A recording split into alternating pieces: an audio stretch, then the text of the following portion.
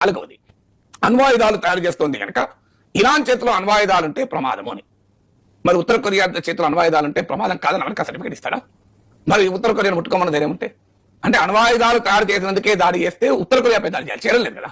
అణ్వాయుధాలు తయారు చేయనందుకు ఇరాన్పై దాడి జరుగుతుంది. అసలు విషయం అది. అణ్వాయుధాలే తయారు చేసి ఉంటే ఇరాన్ అమెరికా ముట్టుకోలేదే కాదు. అణ్వాయుధాల తయారీకి దగ్గరగా వెళ్తుంది కనుకనే అటాక్ చేస్తారు. సో మరి ఉత్తర కొరియాకు అణ్వాయుధాలు ఉన్నా ఏమనడం లేదు కదా. ఇజ్రాయెల్ దగ్గర అణ్వాయుధాలు ఉండడం న్యాయం అవుతుంది. ఇజ్రాయెల్ ప్రత్యర్థిని ఇరాన్ పైన అణ్వాయుధాలు ఉంటే తప్పవుతుందా? ఓన్లీ ఇజ్రాయెల్ మంచి దేశం, ఇరాన్ చెడ్డ దేశం, ఓకే. మరి పాకిస్తాన్ మంచి దేశమా? పాకిస్తాన్ దగ్గర అణ్వాయుధాలు ఉండడం ప్రపంచానికి శ్రేయస్కరమా? శ్రేయస్కరం కాదని పాకిస్తానే చెప్తుంది కదా.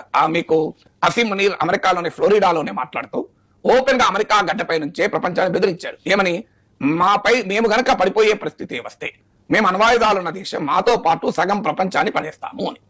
అంటే తన దగ్గర ఉన్న అణ్వాయుధాలతో సగం ప్రపంచాన్ని నాశనం చేస్తానని బహిరంగంగా అమెరికా గడ్డపై నుంచే హెచ్చరించిన అసీం మునీరేమో ప్రమాదం కాదు, పాకిస్తాన్ ఏమో ప్రమాదం కాదు. తన అణ్వాయుధాలతో తన దేశ రక్షణే కాదు, సౌదీ అరేబియాకు రక్షణ కల్పిస్తాను, తుర్కీకు రక్షణ కల్పిస్తాను, ఇస్లామిక్ దేశాలన్నిటికీ తన అణ్వాయుధాలతో రక్షణ కల్పిస్తాను అనే పాకిస్తాన్ దగ్గర ఉన్న అణ్వాయుధాలమో ప్రమాదకరం కాదు.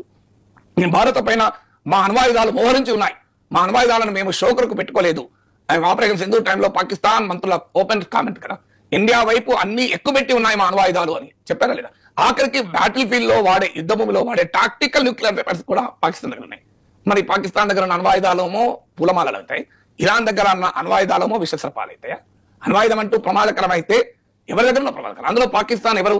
ఒసామా బిన్ లాడెన్ కు ఆశ్రయం ఇచ్చిన దేశం వద్ద అణ్వాయుధాలు ఉంటేమో ప్రమాదకరం కాదా? ఒసామా బిన్ లాడెన్ కు ఆశ్రయం ఇచ్చిన దానికన్నా ఇంకా ఏదైనా అతిపెద్ద తీవ్రవాద చర్య ఇంకోటి ఉంటుందా?